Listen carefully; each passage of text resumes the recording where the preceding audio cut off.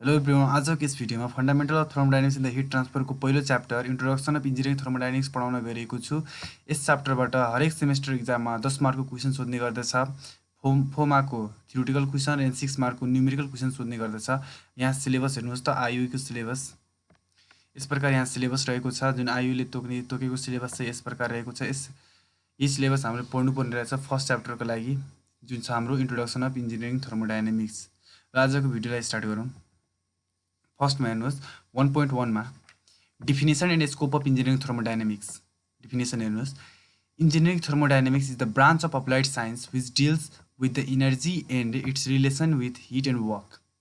भनेको engineering thermodynamics भनेको branch of applied science हो जसले इनर्जीको स्टडी गर्छ एन्ड इनर्जीसँगको रिलेसन हिट एन्ड वर्कको कस्तो छ भन्ने बारे डिल गर्छ। त्यसलाई इन्जिनियरिङ थर्मोडाइनामिक्स भनिन्छ। We can consider heat engine and refrigerator as the most common thermodynamic application. हाम्रो चाहिँ इन्जिनियरिङ थर्मोडाइनामिक्सको मोस्ट कमन एप्लिकेसन भनेको हाम्रो डेली लाइफमा अब्जर्भ गर्न सकिने भनेको हिट इन्जिन हो, एउटा रेफ्रिजरेटर हो। Okay, scope of engineering thermodynamics हेर्नुहोस्। Engineering thermodynamics have wide range of application for different engineering discipline. Different इन्जिनियरहरूको लागि चाहिँ डिफ्रेन्ट यसको एप्लिकेसनहरू छन्। Civil engineer may find its application while choosing the layout of a building on a provided land space such that energy requirement for heating and lighting is minimum. भनेको मतलब civil इन्जिनियरले चाहिँ यसको युज चाहिँ कहाँ गर्छ भन्दाखेरि कुनै पनि बिल्डिङको लेआउट चुज गर्दाखेरि यस्तो लेआउट चुज गर्नुपर्छ कि कुनै पनि बिल्डिङलाई हिटिङ एन्ड लाइटिङको लागि एनर्जी जुन रिक्वायरमेन्ट हुन्छ त्यो चाहिँ मिनिमम होस्। अनि त्यति बेला चाहिँ हाम्रो सिभिल इन्जिनियरले चाहिँ थर्मोडाइनामिकको एप्लिकेसनहरू युज गर्छन्, प्रिन्सिपलहरू युज गर्छन्।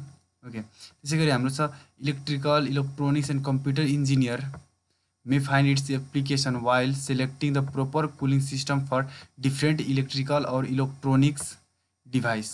भनेको मतलब कुनै पनि इलेक्ट्रिकल और इलेक्ट्रोनिक्स डिभाइसलाई कुल गर्नको लागि कस्तो प्रकारको कुलिङ सिस्टम रिक्वायर्ड हुन्छ भन्ने बारे चाहिँ हाम्रो इलेक्ट्रिकल, इलेक्ट्रोनिक्स एन्ड कम्प्युटर इन्जिनियरले चाहिँ डिल गर्दछ। Mechanical engineer may find its application while designing the different component of a power plant system and heat and ventilating units. भनेको मेकानिकल इन्जिनियरले चाहिँ यसको एप्लिकेसन्स चाहिँ कहाँ पाउँछ भन्दाखेरि चाहिँ कुनै पनि पावर प्लान्टको डिफ्रेन्ट युनिटहरू डिजाइन गर्दाखेरि चाहिँ यसको प्रिन्सिपलको युज गरिन्छ भन्नाले इन्जिनियरिङ थर्मोडाइनामिक्सको प्रिन्सिपलहरूको युज गरिन्छ। त्यसै गरी 1.2 मा हेर्नुहोस्, value of energy to the society. Value of energy to the society भन्नाले चाहिँ अब हाम्रो एनर्जी किन आवश्यकता छ सोसाइटीमा भन्ने कुराले एक्सप्लेनेसन दिएको छ। यसमा तपाईँले के धेरै कुरा यसै लेखे जस्तै धेरै कुरा लेख्न सक्नुहुन्छ, तर इम्पोर्टेन्ट कुरा चाहिँ म थोरै लेखेको छु। तपाईँ यसमा धेरै कुरा एड गर्न सक्नुहुन्छ, तर यो इक्जाममा चाहिँ सोधेको छैन, तर सोध्न सक्छ किनकि यो सिलेबसमा दिएको छ। त्यसैले म लेखेको चाहिँ थोरै लेखेको छु, त्यो कुरा चाहिँ इम्पोर्टेन्ट कुरा लेखेको छु।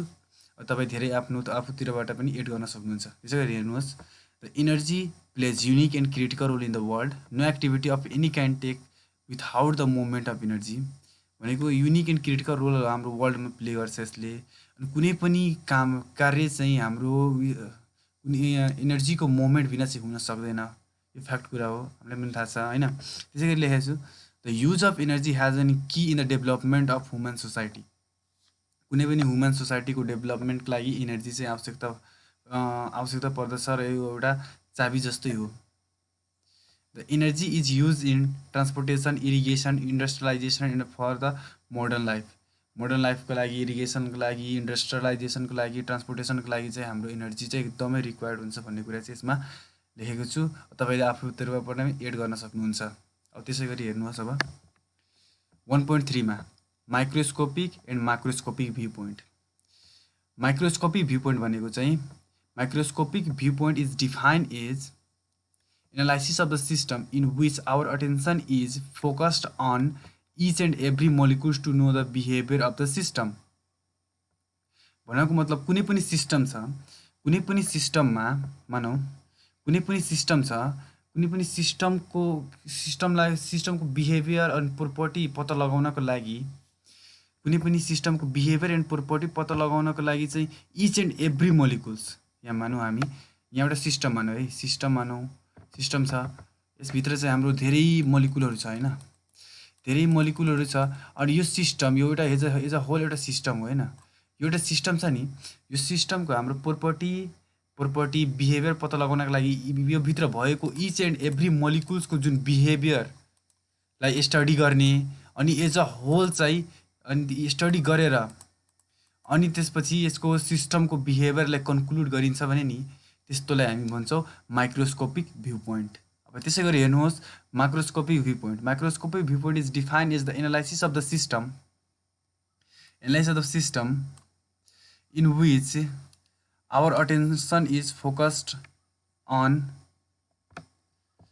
quantity of matter without considering the event occurs at molecular level। यसको मतलब यहाँ कुनै पनि सिस्टमको बिहेभियर पत्ता लगाउनको लागि सर्टेन क्वान्टिटी अफ म्याटर लिने भन्नाले कुनै सर्टेन पार्ट लिने कुनै पनि सिस्टमको, अनि त्यो सिस्टमको सर्टेन पार्ट लिएको पार्टलाई चाहिँ अब्जर्भ गर्ने, त्यसको बिहेभियर पत्ता लगाउने होइन। अनि त्यसको बिहेभियर पत्ता लगाएर एज अ होल कुनै पनि सिस्टमको चाहिँ बिहेभियर और प्रोपर्टी चाहिँ निकालिन्छ भने त्यस्तोलाई हामी भन्छ माइक्रोस्कोपिक भ्यू पोइन्ट। ओके, यो चाहिँ हाम्रो डिफिनेसन हो है। त्यसै गरी चाहिँ हाम्रो डिफ्रेन्स हेर्नुहोस्, डिफ्रेन्स चाहिँ यहाँ डिफ्रेन्स हेर्न सक्नुहुन्छ। माइक्रोस्कोपिक भ्यू पोइन्ट यहाँ छ अनि हाम्रो छ माइक्रोस्कोपिक भ्यू पोइन्ट यहाँ हेर्न सक्नुहुन्छ। फर्स्टमा नम्बर 1मा हेर्नुहोस्, यहाँ our attention is focused on each and every molecules to know the behaviour of the system भनेको इच एन्ड एभ्री मोलिकुल्समा फोकस हुन्छ र यो इच एन्ड एभ्री मोलिकुल्सको बिहेभियर पत्ता लगाइन्छ अनि एज अ होलको सिस्टमको चाहिँ बिहेभियर हामीले फाइन्ड गर्छौँ। अनि माइक्रोस्कोपीमा हेर our attention is focused on certain quantity of matter without considering the event occur at molecular level. हाम्रो फोकस चाहिँ मेनली हुन्छ सर्टेन क्वान्टिटी अफ म्याटरमा हुन्छ अनि मोलिकुलर लेभलमा के भइरहेछ त्यसलाई हामी कन्सिडर गर्दैनौँ। त्यसै गरी हाम्रो छ this approach involves large number of variables. अब इच एन्ड एभ्री मोलिकुल्सको स्टडी गर्नु परेकाले चाहिँ मोलिकुल्सको नम्बर चाहिँ एब्सोल्युटली धेरै हुन्छ, त्यही भएर नम्बर अफ भेरिएबल पनि यसमा धेरै हुन्छ। त्यसै गरी हामीले सर्टेन पोर्सन अफ द भन्नाले सर्टेन क्वान्टिटी अफ म्याटरलाई लिएर हामीले स्टडी गर्नुपर्ने भएकाले कम्पेरेटिभली माइक्रोस्कोपी भन्दा थोरै यसमा पर्दछ है। थोरै नम्बर अफ भेरिएबललाई स्टडी गर्नुपर्ने भएकाले थोरै नम्बर अफ भेरिएबल हुन्छ, लेस नम्बर अफ भेरिएबल्स हुन्छ यसमा। ओके, अनि थर्डमा हेर्नुहोस् क्यालकुलेसन इज टाइम कन्ज्युमिङ हुन्छ and tedious in microscopic analysis. अब हेर्नुहोस् मोलिकुलर स्टडी गर्नु परेकाले अब इच एन्ड एभ्री मोलिकुललाई स्टडी गर्नु परेकाले चाहिँ अब टाइम त लाग्ने भयो। इच एन्ड एभ्री मोलिकुललाई अब्जर्भ गर्नुपर्ने भएकाले त्यसको बिहेभियर पत्ता लगाउनु परेकाले होइन। त्यसै गरी यसको टेडियस हुन्छ मोलिकुललाई स्टडी गर्नको लागि होइन, त्यही हो। अनि क्यालकुलेसन इज फास्टर। अब सर्टेन क्वान्टिटी अफ म्याटरलाई लिएर क्यालकुलेसन गर्ने भएकाले चाहिँ कम्पेरेटिभली यो चाहिँ अलिक फास्टर हुन्छ, थोरै भेरिएबल भएकाले। अनि सिम्पल इन माइक्रोस्कोपिक भ्यू अनि क्यालकुलेसन पनि सिम्पलर हुन्छ होइन। And this approach is used in statistical thermodynamics and used by the pure scientists and लास्टमा हेर्नुहोस् अनि माइक्रोस्कोपीमा हेर्नुहोस् this approach is used in classical thermodynamics and use by engineers. Okay, त्यो हाम्रो। त्यसै गरी चाहिँ हाम्रो फर्स्टमा छ system. The part of the universe is to be studied or analyse is called system. कुनै पनि युनिभर्सको कुनै पनि पार्ट जसको बारेमा हामी स्टडी गर्न चाहन्छौँ, त्यसको प्रोपर्टी पत्ता लगाउन चाहन्छौँ नि त्यसलाई चाहिँ हामी सिस्टम भन्छौँ। अब त्यसै गरी चाहिँ हाम्रो surrounding. All the medium or material outside the system is known as surrounding. अब सिस्टम बाहेक जसको बारेमा हामी स्टडी गर्न चाहन्छौँ त्यसको बाहेक बाहिरको कुनै चिजलाई चाहिँ हामी सराउन्डिङ भनिन्छ। जस्तै यही लेखेको छु all the medium or material outside to the system is called surrounding. अब त्यसै गरी चाहिँ हाम्रो boundary. The medium which separate system and surrounding is called boundary. कुनै पनि यहाँ सिस्टम छ, यो सिस्टम हो हाम्रो। यहाँ हेर्नुहोस् म यहाँ चिन्ह यो देखाइसकेको छु डायग्राम बनाएर। यो चाहिँ हाम्रो सिस्टम, यसको बारेमा हामी स्टडी गर्न चाहन्छौँ। यो भनेको हाम्रो सराउन्डिङ हो होइन, आउटसाइड टु द सिस्टम। अनि जुन सिस्टम र सराउन्डिङ जुन रेडले यहाँ देखाएको छु, यहाँ हेर्नुहोस् रेडले देखाएको छु त्यो हेर्नुहोस् यहाँ यो देखाएको छु यो रेडले, यो चाहिँ हाम्रो बाउन्ड्री हो। किनकि यसले सिस्टम र सराउन्डिङलाई डिफ्रेन्सिएट गरेको छ, डिफ्रेन्ट गरेको छ। ओके, सेपरेट गरेको छ, त्यसलाई हामी भन्छौँ बाउन्ड्री। अब त्यसपछि युनिभर्स। यहाँ हेर्नुहोस् universe system and surrounding taken together is called universe भनेको सिस्टम र सराउन्डिङ मिलेरै पुरै युनिभर्स भनेको हुन्छ। त्यसै गरी हेर्नुहोस् according to the interaction according to the mode of interaction between system है। अब हेर्नुहोस् according to the mode of interaction between system and surrounding the system is classified into 3 types. Close system यहाँ हेर्नुहोस् close system, open system and isolated system. यहाँ close system हेर्नुहोस् according to the mode of interaction between system and surrounding the system is classified into 3 types. वनमा छ हाम्रो close system, अनि त्यसपछि आउँछ ओपन सिस्टम, अनि त्यसपछि आउँछ isolated system. Okay, close system हेर्नुहोस् system in which energy transfer can takes place but mass can not is called close system. कुनै पनि सिस्टम छ, यहाँ हेरौँ यहाँ हाम्रो पिस्टन सिलिन्डर डिभाइस छ नि होइन, पिस्टन सिलिन्डर डिभाइस छ। पिस्टन सिलिन्डर डिभाइसमा बाहिरदेखि हामी सराउन्डिङबाट यहाँ हेर्नुहोस् यो सराउन्डिङबाट हिट दिँदाखेरि चाहिँ यसमा हिट ट्रान्सफर भयो होइन। हिट ट्रान्सफर भएपछि यो एक्सपान्ड हुन्छ, ग्यास एक्सपान्ड भएपछि यो पिस्टन मुभ हुन्छ। यसमा के भयो भन्दाखेरि चाहिँ हाम्रो सराउन्डिङबाट चाहिँ हाम्रो एनर्जी चाहिँ हाम्रो सिस्टममा गयो, त हामी त्यसलाई के भन्छ भनेको एनर्जी ट्रान्सफर भयो। त्यस्तो सिस्टमलाई चाहिँ हामी भन्छौँ क्लोज सिस्टम। जहाँ चाहिँ हाम्रो एनर्जी ट्रान्सफर हुन्छ तर यसबाट यो सिस्टमबाट सराउन्डिङमा मास ट्रान्सफर भएन र या हाम्रो सराउन्डिङबाट सिस्टममा चाहिँ मास ट्रान्सफर भएन, त्यस्तोलाई हामी क्लोज सिस्टम भनिन्छौँ। तर एनर्जी चाहिँ हाम्रो सराउन्डिङबाट सिस्टममा गयो, त्यसलाई हामी क्लोज सिस्टम भन्छौँ। ओके, यसमा मास कन्स्ट्यान्ट हुने भएकाले चाहिँ हामी यसलाई कन्ट्रोल मास सिस्टम पनि भन्छौँ। यहाँ हेर्नुहोस् रिजन लेखेको छु, total mass of the system always remain constant through out total mass of the system always remain constant, therefore any closed system can be completely described by the properties of particular amount of mass inside the system, hence a closed system is called control mass system। okay, यसमा मास constant हुने भएकाले चाहिँ यसलाई हामी control mass system भनिन्छ, यही कुरा चाहिँ यसमा लेखेको छु। ओके, त्यसै गरी चाहिँ हाम्रो open system in which both the mass and energy transfer take place is called open system. Okay, यहाँ एयर कम्प्रेसर हेर्नुहोस्, इक्जाम्पल देखाएको छु मैले एयर कम्प्रेसर। यहाँ मोटर छ, यहाँ एयर कम्प्रेसर, यहाँ हेर्नुहोस् एयर यताबाट इन भएर यताबाट आउट भइरहेछ। हामी यता वर्क गरिरहेछौँ भने यहाँ एनर्जी हिट भनेको बाहिर आइरहेछ भन्नाले यहाँदेखि वर्क गर्दाखेरि हिट बाहिर आयो सराउन्डिङमा। यसको मतलब के भयो भन्दाखेरि हाम्रो एनर्जी पनि ट्रान्सफर भइरहेछ अनि एयर इन भएर यहाँ एयर आउट पनि भइरहेछ। यसको मतलब हाम्रो मास पनि ट्रान्सफर भइरहेको छ। यसको मतलब के भने सिस्टम र सराउन्डिङ बिच हाम्रो एनर्जी पनि ट्रान्सफर भइरहेछ र मास पनि ट्रान्सफर भइरहेछ, त्यसैले यसलाई हामी ओपन सिस्टम भन्छौँ होइन। यहाँ हेर्नुहोस् अब in case of open system particular mass can not describe the properties of the system for any instant. भनेको मतलब चाहिँ हामी चाहिँ के ओपन सिस्टममा चाहिँ पार्टिकुलर कुनै पनि कन्स्ट्यान्ट मासले चाहिँ पुरै सिस्टमलाई डिस्क्राइब गर्न सक्दैन, पुरै प्रपर्टीलाई डिस्क्राइब गर्न सक्दैन होइन।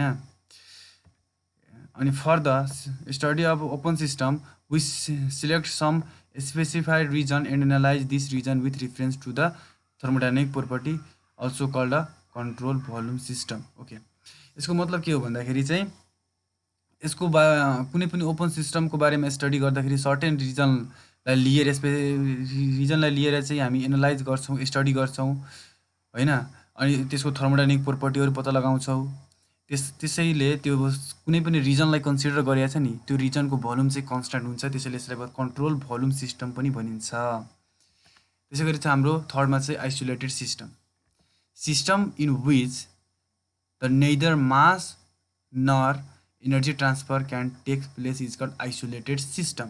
ओके, यसको मतलब हो कुनै पनि एउटा सिस्टम लियो, यहाँ सिस्टम ल्याएको छ, आइसोलेटेड सिस्टम ल्याएको छ। यहाँ सिस्टम छ, यो हाम्रो जुन छ नि जुन बाउन्ड्री छ त्यो बाउन्ड्री चाहिँ हाम्रो बाउन्ड्री छ नि यो बाउन्ड्री नन कन्डक्टिभ छ। यसबाट सिस्टमबाट न एनर्जी यसमा ट्रान्सफर हुन्छ न यसबाट सराउन्डिङबाट हाम्रो यसमा सिस्टममा चाहिँ हाम्रो एनर्जी ट्रान्सफर हुन्छ, यो नन कन्डक्टिङ भएकाले। अनि त्यसपछि यो क्लोज छ, यसले न सिस्टमबाट सराउन्डिङमा मास ट्रान्सफर हुन्छ या सराउन्डिङबाट चाहिँ हाम्रो सिस्टममा चाहिँ मास ट्रान्सफर हुन्छ, त्यसैले यसलाई हामी भन्छौँ isolated system. In case of isolated system there is no interaction between system and surrounding. भर्खरै भनेको कुरा लेखेको छ, is a perfect insulator and perfect rigid body are not possible. Isolated system is also not possible in nature. भन्नाले चाहिँ isolated system पनि नेचरमा चाहिँ possible छैन, किनकि प्योरली नन कन्डक्टिङ बाउन्ड्री चाहिँ पोसिबलै छैन, त्यही भएर thank you so much. And आज